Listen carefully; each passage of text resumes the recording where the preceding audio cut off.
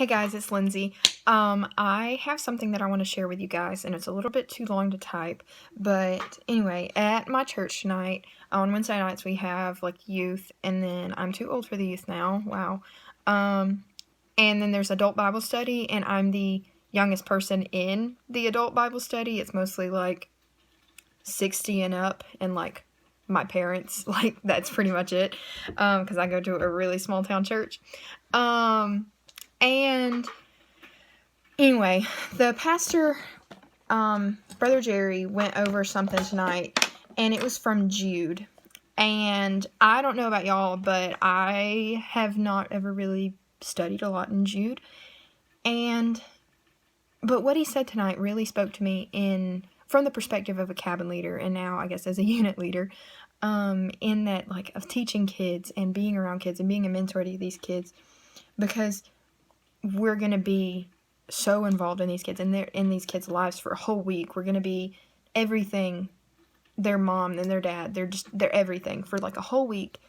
And then they're going to go home. And I know, like, when I was a camper, I remember my cabin leaders, and we make such an impact on them, or at least we hope we do, and we hope we do it in a very positive way. And that's kind of what he talked about tonight. And like I said, I'm not going to read it or anything. I have it right here, but it's from Jude, and what we read was from Jude 10 through, I think, where did we stop? Like 15, 16, something like that. We're kind of going through Jude. Not really like a specific set of verses, but just every week we study however many verses we can. And so verse 10 through wherever we stopped, I think it was, like I said, it was like 15 or 16, was all about false teachers. And there's a specific part in verse 11, and he's talking about Cain, as in Cain and Abel.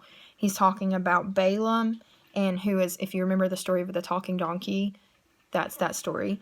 If you don't, go look it up. Nehemiah. It's a hoot.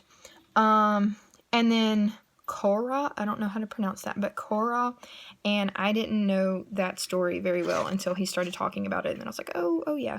And that's the story about the people trying to basically take away Moses and Aaron's like God-given right, or leadership, or point, like whatever you want to call it, their spiritual gifts. They tried to like diminish that and denounce them, and they were punished for that. It was like it's Korah and like 200 and some people.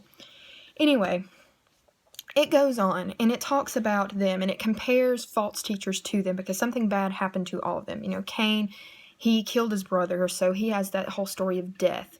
And Cain, we talked about Cain a lot more than we talked about the others, but Cain was seen like as, in this story, as rebellion, because he went against God. And God tells them, or God said that he didn't have respect for Cain, that his offering, when Abel, had livestock, and Cain had like the fields and the grain. And so when they brought their offerings to God, Abel brought livestock, and Cain brought grains. But the difference between them wasn't just the offerings that they brought, it was their hearts. Like, we know that Abel was good, and Cain had a hard heart. And for the attitude problem that Cain had, or because he had not the correct type of offering, because as we know, like we see it several more times in the Bible, that a live offering, or some kind of animal should be the offering. Either one of those, God said that he did not have any respect for Cain. And as we know what happened to Cain, but anyway, he goes on, and in verse 12, he really talks about how, he specifically says, in my Bible has the CSB Bible version, and he says, these people are dangerous reefs at your love feasts. So basically that just means that they're stumbling blocks. They're like, so reefs, like a reef, not wreath, like a Christmas wreath, a reef with an F. It's big and it's just in the way. And so basically this entire section is talking about how false teachers are stumbling blocks. And he gives a really awesome illustration. And I think it really just ties into this summer's theme. And as y'all know, this summer's theme is rooted, and we're going to be talking about staying rooted in Christ. And it says that these people are trees twice dead. And it says that they are fruitless and they are uprooted. And if you are not producing any fruit, then what good are you to God? Is basically what it's saying. And he's saying that these false teachers are not producing any fruit. They're not doing anything good for the world. So God uprooted them and he cut them off. And that's it. That's all there is. He's no good for them. And we talked about that, but then also, and I thought that was just a really great illustration of that. But then also he talks about, they're waterless clouds carried along by the winds. So you think about a rain cloud. A rain cloud is just so condensed, and it is so heavy that when it rains, when it's time for it to drop its precipitation, it's right there. Yes, the wind might move it around, but it's heavy. And until it doesn't have that in there, it's just floating around. It's just carried along by the wind.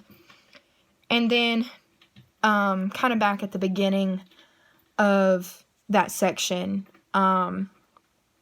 he says that they are stains. They are spots.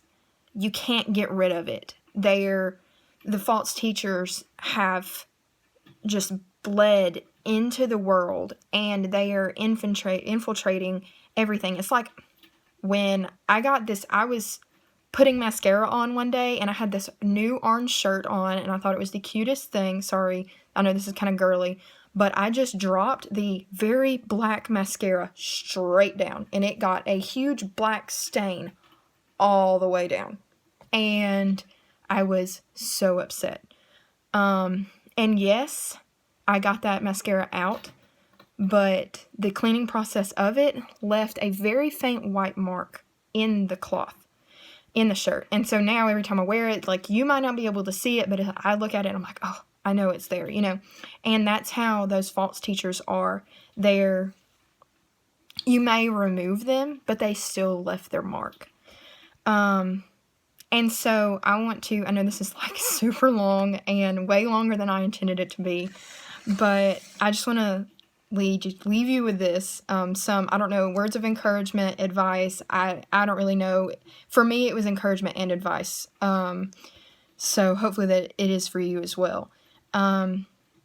If we're going to teach, we need to have a real quality of genuineness within us. We don't want to be a stain that leaves its mark, and we don't want to be a rainless cloud just pushed around by the wind wherever the world wants to take us. And we don't want to be a tree twice dead, because then we have no purpose and God has no use for us. We need to have firm roots, and we need to produce fruit, and we need to just leave the right kind of mark on these campers' hearts this summer.